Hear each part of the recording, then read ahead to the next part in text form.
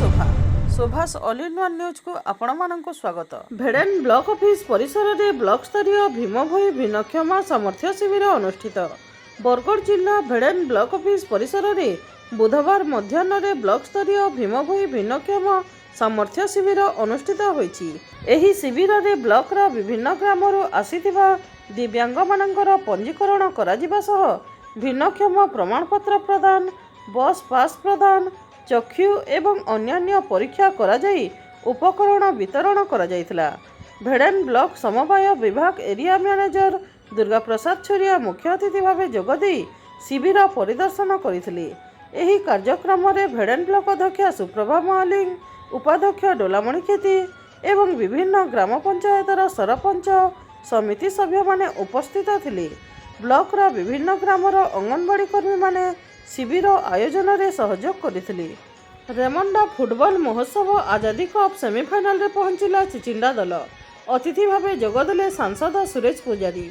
बरगढ़ जिला भेड़ेन ब्लॉक अंतर्गत रेमंडा ठारे चलिथिबा रेमंडा फुटबॉल महोत्सव आजादी कप 2022 बुधवार अपराह्न रे खेला जाइथिबा क्वार्टर फाइनल मैच रे चिचिंडा एकादश थुआपाली एकादश को 1-0 गोल रे परास्त कर सेमिफाइनल रे प्रवेश करिछि।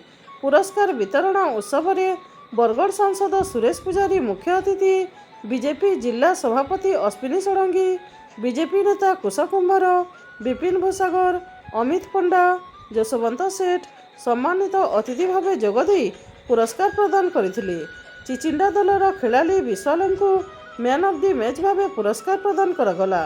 संजय कुमार नंद धारा विवरणी प्रदान करथिबा बेले शिवानंद दास, अश्विनी मेहर, अनिल बाग खेल परिचालना करथिले।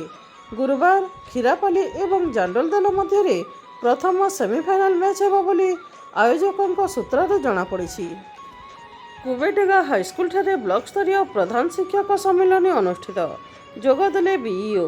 बरगढ़ जिला भेड़ेन ब्लॉक अंतर्गत कुबेडेगा हाईस्कल ठारे बुधवार अपराह्न ब्लॉक स्तरीय प्रधान शिक्षक सम्मेलन अनुष्ठित होईछि। एही सम्मेलन में भेड़ेन ब्लॉक शिक्षा अधिकारी मचिंद्र मल्लिक मुख्य अतिथि भावे जोगदे आगामी सुरभि कार्यक्रमर सुपरिचालना पाई प्रधान शिक्षक मानक सह आलोचना करथिले। भेड़ेन हाईस्कल प्रधान शिक्षक बनमाली दास, कुबेडेगा प्रधान शिक्षक रुद्रदेव साहू, सीआरसीसी शिवलाल बेहेर प्रमुख मंचासीन थिले।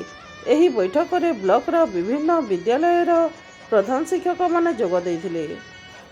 बरपदर एवं भुवनपाली ठारे अबकारी चढ़ऊ 2 जण गिरफ।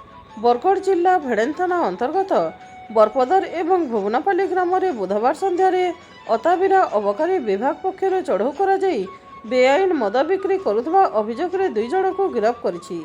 अबकारी पुलिस सेमानंक ठारू 12.6 लिटर विदेशी मद एवं 7 लिटर देशी मद जबत करिछि।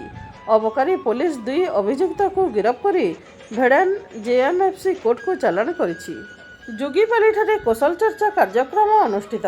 बरगढ़ जिला भेड़ेन ब्लॉक सियालखंडहता ग्राम पंचायत अंतर्गत जोगीपाली ग्राम में मंगलवार संध्यारे कौशल चर्चा कार्यक्रम अनुष्ठित होईछि। भेड़ेन कौशल सेना पक्षर होइथिबा एही कार्यक्रम में आगामी नवेम्बर 6 तारिख रे भेड़ेन रणजीता स्टाडियम ठारे हेबाकु थिबा कौशल समावेश संपर्क में सचेतन करा जिबा सह जोग देबाकु ग्रामवासी को निमंत्रण करा जायतिला। कौशल सेनार अविनाश विशी एवं अन्य सदस्य माने एही कौशल चर्चा कार्यक्रम में भाग नेइथिले।